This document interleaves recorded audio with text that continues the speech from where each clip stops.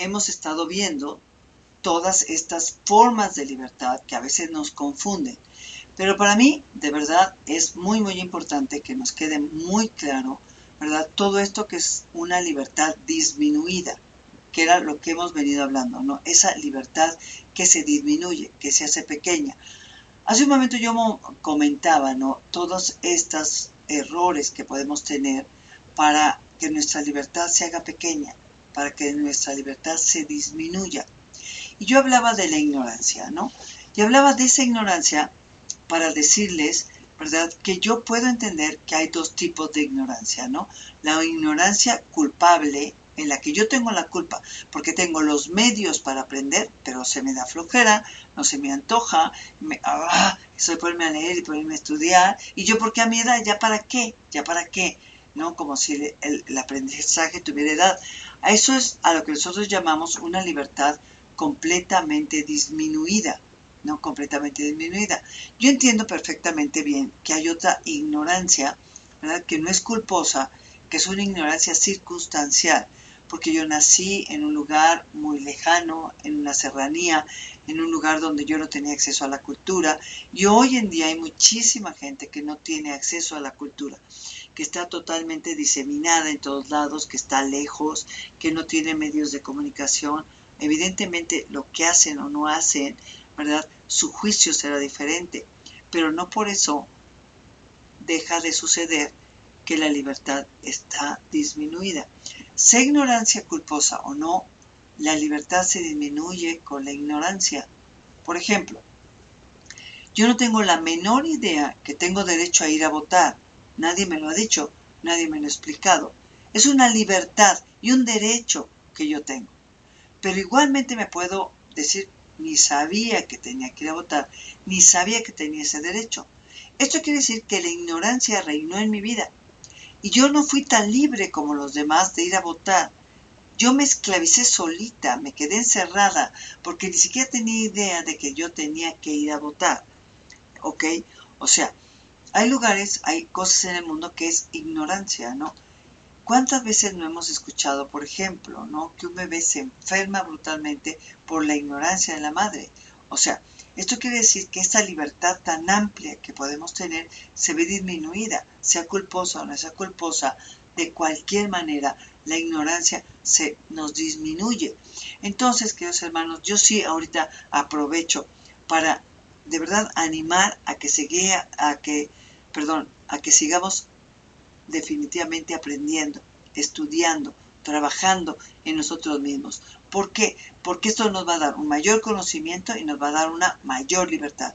Esto quiere decir que vamos a ser mejores personas, porque la característica de la persona humana es que piensa y tiene voluntad, y ese pensar lo hace libre o esclavo, o peor que esclavo, no, peor que esclavo.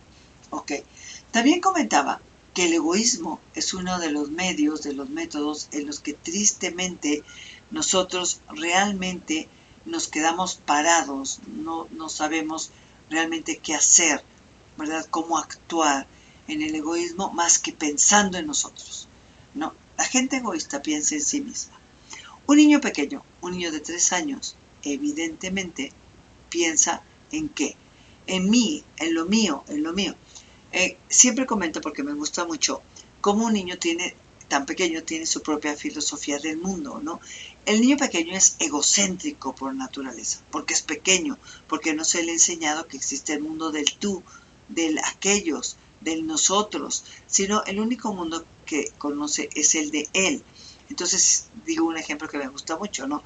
Va un niño de 4 años al jardín de niños, encuentra unas tijeras que le gustan, las echa en su lonchera, llega a casa, la madre revisa la lonchera y encuentra unas tijeras, ¿no? Y le pregunta, hijo, ¿y estas tijeras de qué son?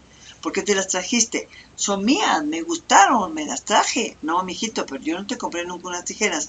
Estas no son tuyas. Y una madre que es libre y que tiene pensamiento recto, le dice a su hijo, toma estas tijeras, ve y devuélvelas. Estas tijeras no son tuyas.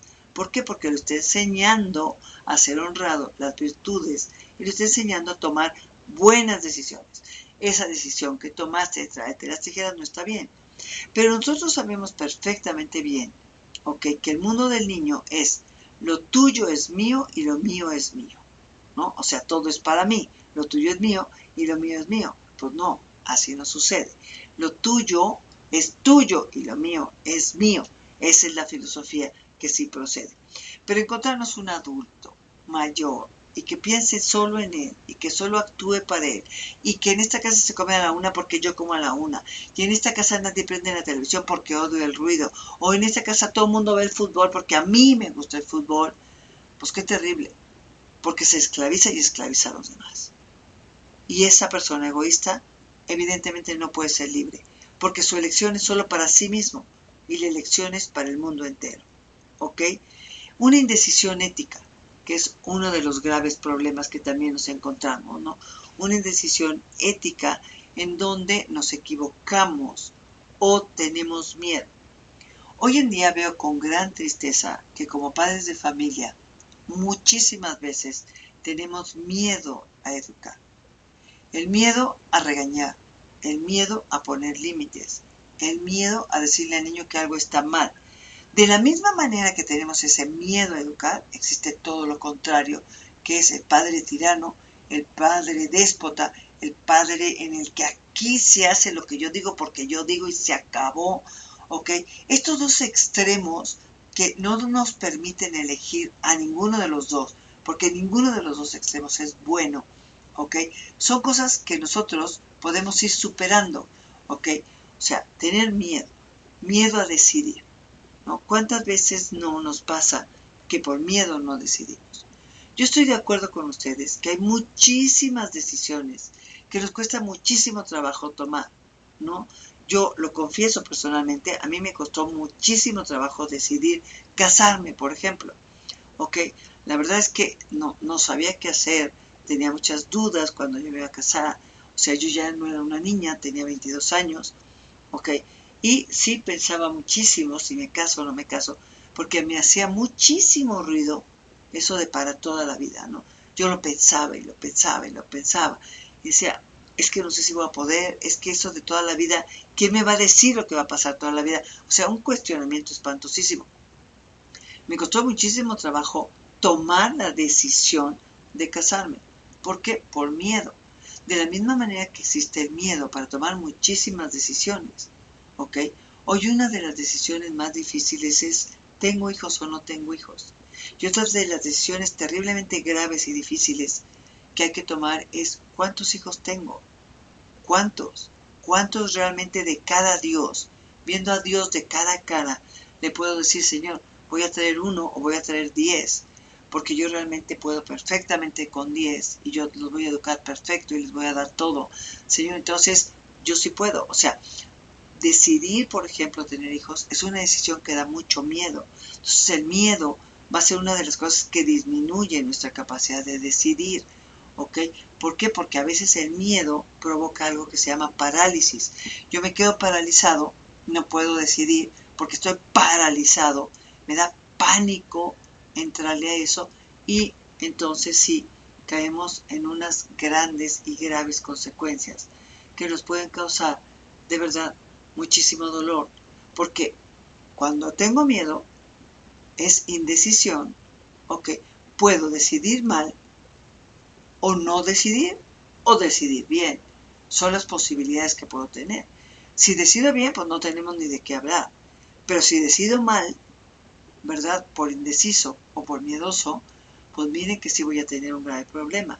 O si no decido. Y quiero decir algo muy serio. No decidir es decidir. No lo olviden. No decidir es decidir. Aquí en México, por ejemplo, gana el abstencionismo a la hora de votar.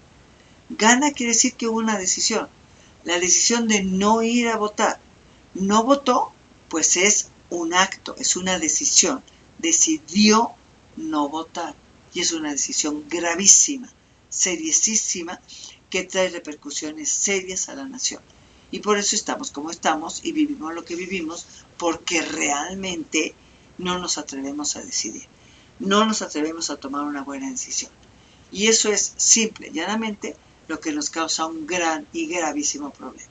Entonces, pensemos bien y si tenemos miedo, bueno, tratemos de clarificar nuestras ideas, pero definitivamente tomemos decisiones.